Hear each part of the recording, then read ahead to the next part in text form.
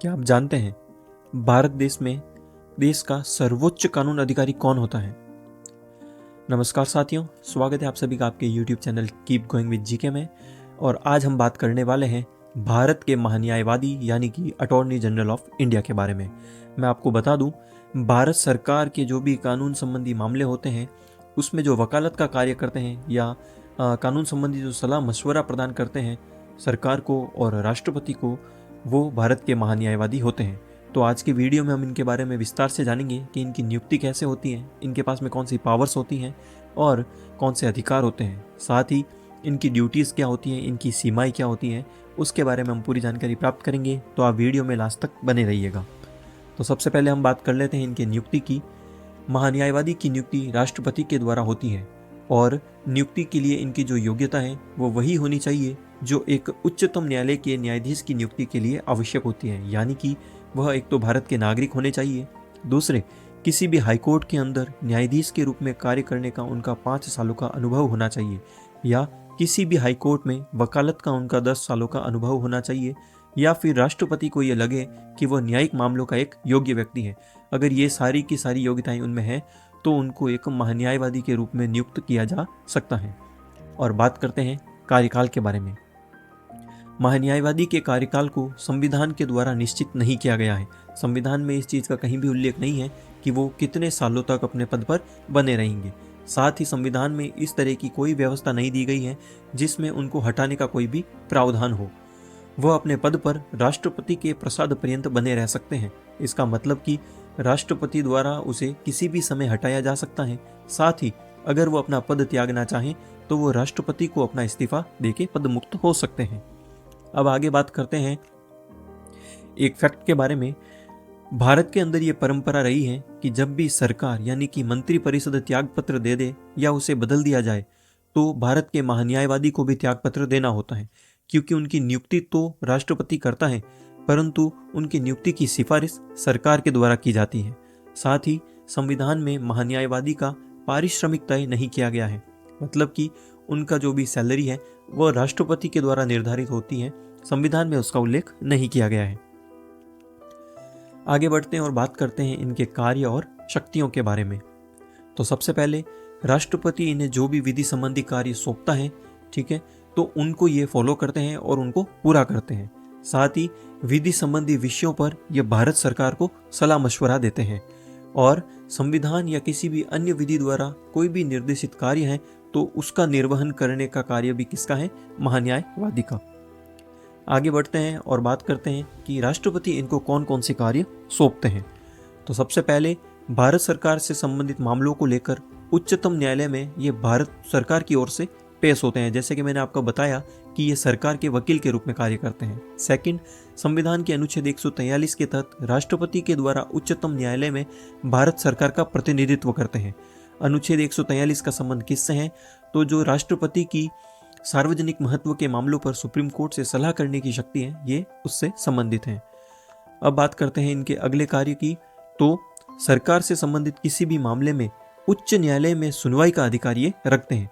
ये कार्य इनको किसके द्वारा सौंपे जाते हैं? राष्ट्रपति के द्वारा। अब आगे बात करते हैं इनके कौन कौन से अधिकार हैं और कौन सी इनकी मर्यादाएं हैं। तो सबसे पहले भारत के किसी भी क्षेत्र में किसी भी अदालत में इनको सुनवाई का अधिकार प्राप्त होता है।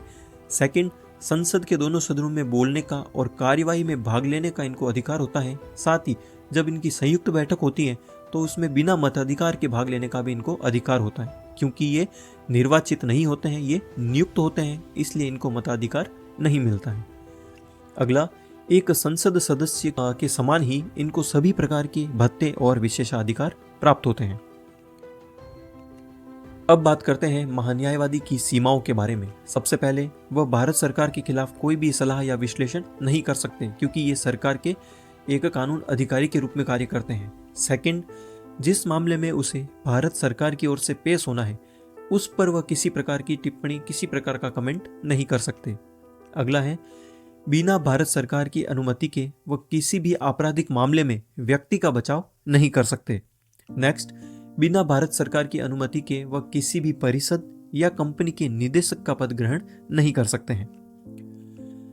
अगला देखिए, विधि एवं न्याय मंत्रालय वैधानिक मामले विभाग के माध्यम से कोई प्रस्ताव या संदर्भ प्रेषित न होने तक वह भारत सरकार के किसी भी मंत्रालय, किसी भी विभाग या सार्वजनिक उपक्रम या वैधानिक संगठन को अपनी सलाह नहीं देंगे जब तक कि उनको विधि या न्याय मंत्रालय इसके लिए ऑर्डर ना दे दे या एग्री ना कर ले।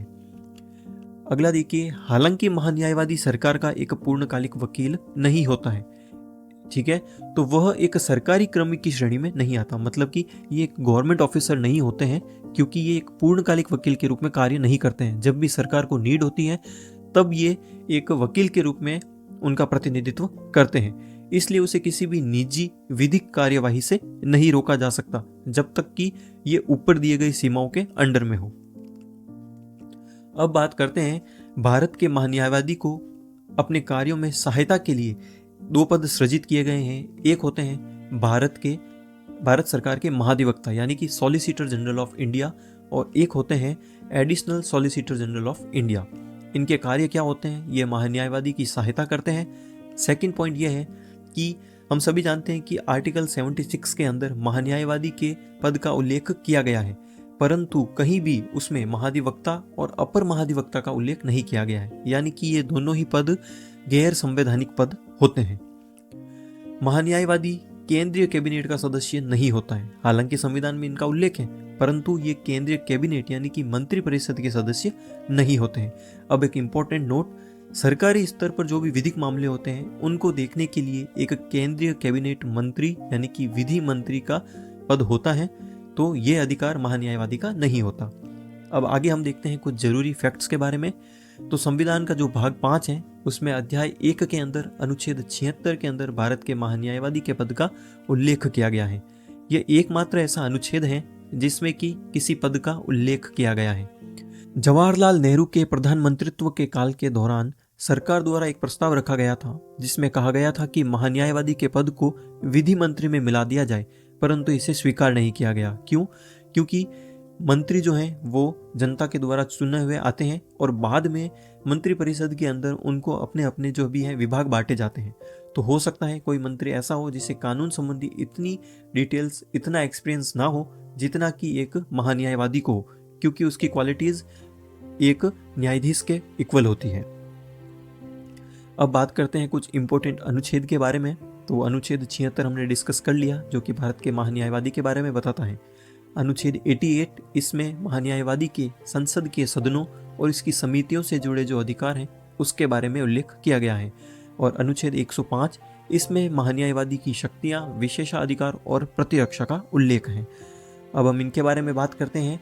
इनका नाम है आर वेंकट रमणी और ये इंडिया के 16वें अटॉर्नी जनरल हैं, जिनकी नियुक्ति 1 अक्टूबर 2022 में की गई थी। तो दोस्तों, ये वीडियो मैं यहीं पे एंड करता हूँ। आई होप आपको ये वीडियो अच्छा लगा होगा। कोई भी आपका डाउट है तो आप मुझे कमेंट करके ज़रूर बताएं। वीडियो अच्छा लगा हो तो चैनल को सब्सक्राइब करें, इसे लाइक करें और अपने साथियों के साथ ज़्यादा से ज़्यादा शेयर करें। मैं जल्दी मिलूंगा नेक्स्ट वीडियो के साथ में, तब तक के लिए कीप गोइंग। जय हिंद।